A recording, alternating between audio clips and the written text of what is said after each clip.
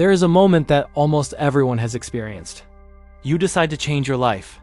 You feel clear, focused, determined. You tell yourself, from now on, I'm going to be consistent. And for a few days, maybe even a week, you are. You wake up on time. You follow your plan. You do what you said you would do. And then something happens. You don't feel like doing it one day. So you skip. Then you skip again. And slowly, without noticing, you're back to where you started. Now here's the question that most people ask at this point. Why can't I stay consistent? And usually the answer they give themselves is simple. I'm not disciplined enough. I'm lazy. I just don't have what it takes. But that explanation is not only wrong, it's dangerous. Because it makes you believe the problem is your personality, when in reality the problem is your system. Because consistency is not a personality trait. It's not something you're born with. It's not something only strong people have. Consistency is a result of how your brain is wired, how your environment is structured, and how your behavior is repeated over time. And once you understand that, everything starts to make sense. Because the people you see as consistent, they are not relying on motivation. They are not forcing themselves every day. They are not constantly fighting their own mind. They are operating differently. And that difference is subtle, but powerful. Let's start with something most people completely misunderstand. Consistent people are not more motivated than you. In fact, many times they feel just as unmotivated, just as tired, just as distracted. The difference is not in how they feel. The difference is in how they respond to those feelings, because most people are controlled by their emotions. If they feel like doing something, they do it. If they don't feel like it, they don't. But consistent people don't make decisions based on how they feel. They make decisions based on what they do. And that might sound simple, but psychologically, it changes everything. Because when your actions depend on your emotions, your behavior becomes unstable. Emotions fluctuate. They change depending on your energy, your environment, your stress, your sleep. So if your system depends on something unstable, your results will always be unstable too. Now think about someone who goes to the gym consistently. Do you think they feel motivated every single day? Of course not. There are days when they don't want to go. Days when they feel tired. Days when everything inside them is telling them to skip, but they go anyway. Not because they are stronger, but because they don't treat the decision as optional. For them, it's not. Do I feel like going? It's, this is what I do. And that shift from emotion to identity is one of the core psychological secrets of consistency. Because when something becomes part of your identity, it stops requiring constant decision-making. It becomes automatic. Now let's go deeper. Your brain is constantly trying to make things easier. It looks for patterns. It creates shortcuts. And once a behavior is repeated enough times, it turns it into a habit. This is how you can brush your teeth without thinking. How you check your phone without realizing. How you follow routines without effort. Consistent people understand this, even if they don't consciously think about it. They don't rely on willpower every day. They rely on habits. Because habits reduce friction. They remove the need to decide. And every time you remove a decision, you reduce the chance of failure. Now compare that to most people. They treat every action like a new decision. Should I do this today? Do I feel like it? Maybe I'll start tomorrow. And every time you turn action into a decision, you create an opportunity to quit. Because decisions require energy, and energy is limited. So by the end of the day, when your energy is low, your decisions become weaker. And that's when inconsistency happens. Not because you don't care, but because your system is inefficient. Now there's another layer that most people ignore: environment. Your environment shapes your behavior more than your motivation ever will. If your environment is full of distractions, you will get distracted. If everything around you makes it easy to avoid effort, you will avoid effort. This is not weakness. This is psychology. Your brain always chooses the path of least resistance. So consistent people don't fight their environment. They design it. They remove what distracts them. They make good actions easier. They make bad actions harder. They reduce friction. And when friction is low, action becomes natural. Now think about this. If you had to rely on motivation every time you wanted to do something important, you would fail most of the time because motivation is unpredictable. It comes and goes, but systems stay, habits stay, identity stays. And this is where most people get it wrong. They focus on intensity instead of repetition. They try to change everything at once. They push too hard in the beginning, and then they burn out. Because extreme effort is not sustainable, but small, repeated actions are. Consistent people don't try to be perfect. They try to be consistent. And that means showing up even when it's not ideal, even when it's not perfect, even when it feels small. Because they understand something most people don't. Progress is not built on intensity. It's built on repetition. Now let's talk about something that silently destroys consistency: the all or nothing mindset. This is when you believe that if you can't do everything perfectly, there's no point in doing anything at all. So you miss one day, and suddenly you feel like you failed. So you stop completely, and this pattern repeats over and over again. But consistent people don't think like that. They don't see mistakes as failure, they see them as part of the process. If they miss a day, they come back the next day. No drama, no guilt, no overthinking, just continuation. And psychologically, this is powerful because it prevents the break in the pattern. It keeps the behavior alive, even if it's imperfect. Now imagine this. Two people start the same habit. One of them does it perfectly for 5 days, and then stops completely. The other does it inconsistently, but never fully stops. Who do you think will succeed? The second one. Because consistency is not about perfection, it's about continuity.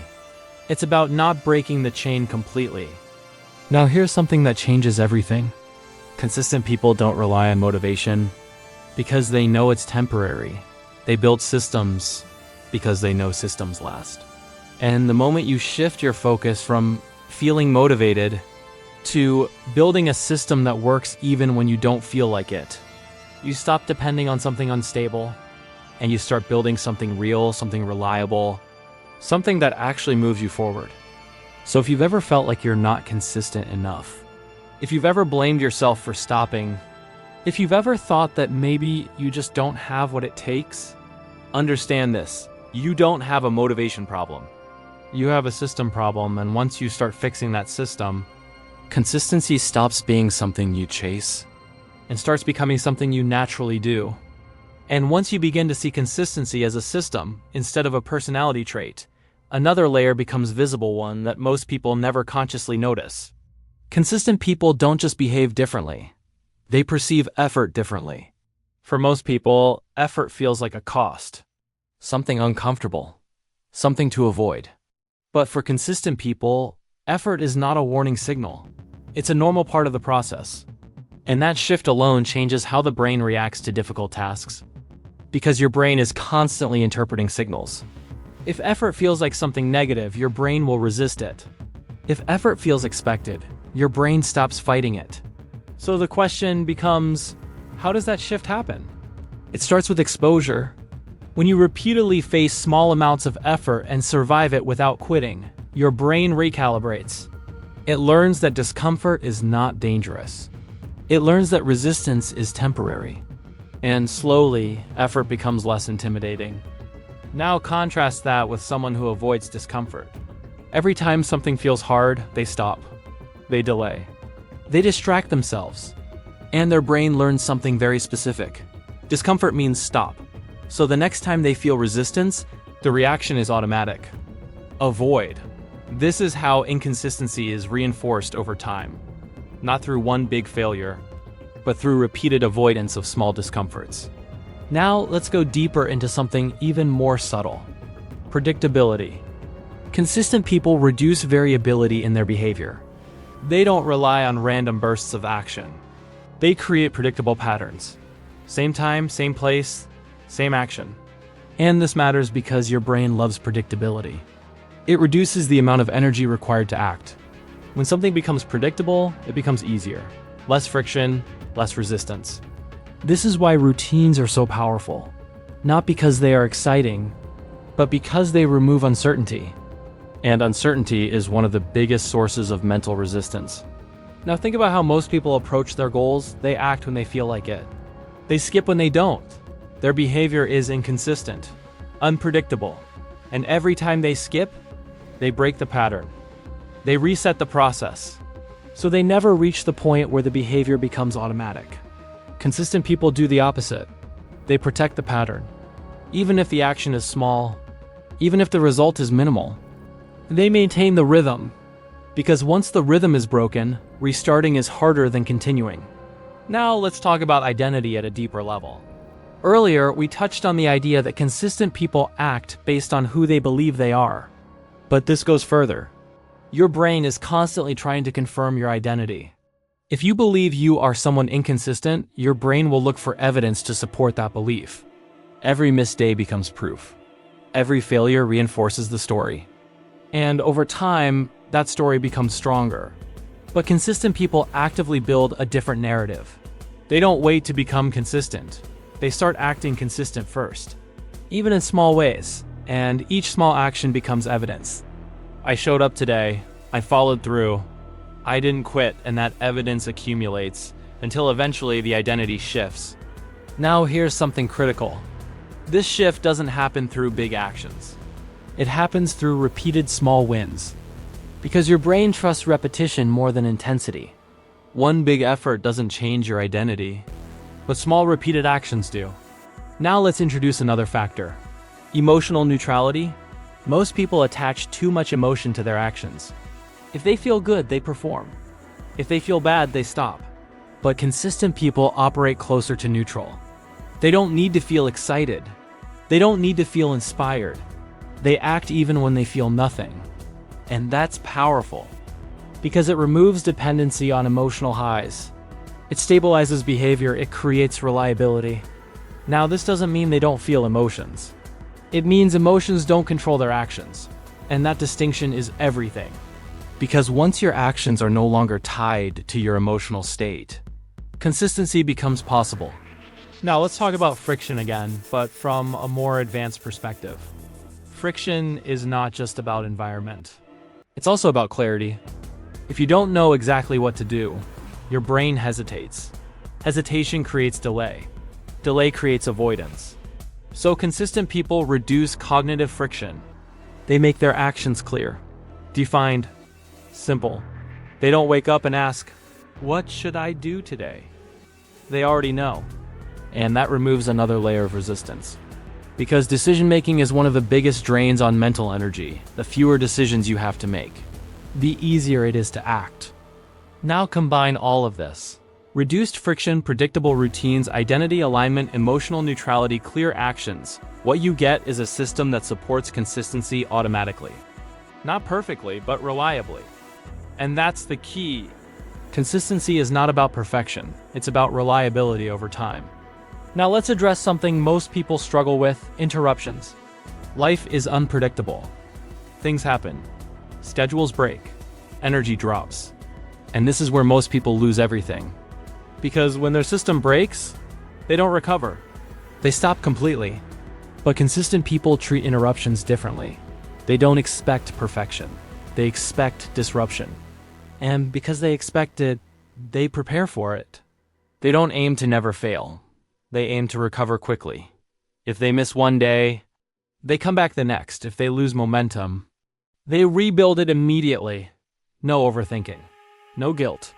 Just continuation. And this ability to recover quickly is one of the strongest predictors of long-term consistency.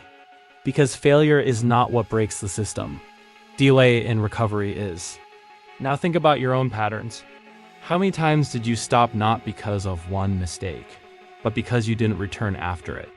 That gap, that delay, is what turns a small break into a full reset. And consistent people close that gap. They don't let it grow. Now here's the final layer of this section. Consistent people don't try to win every day. They try to not lose the system. And that mindset changes everything. Because instead of asking, "Did I do everything perfectly?"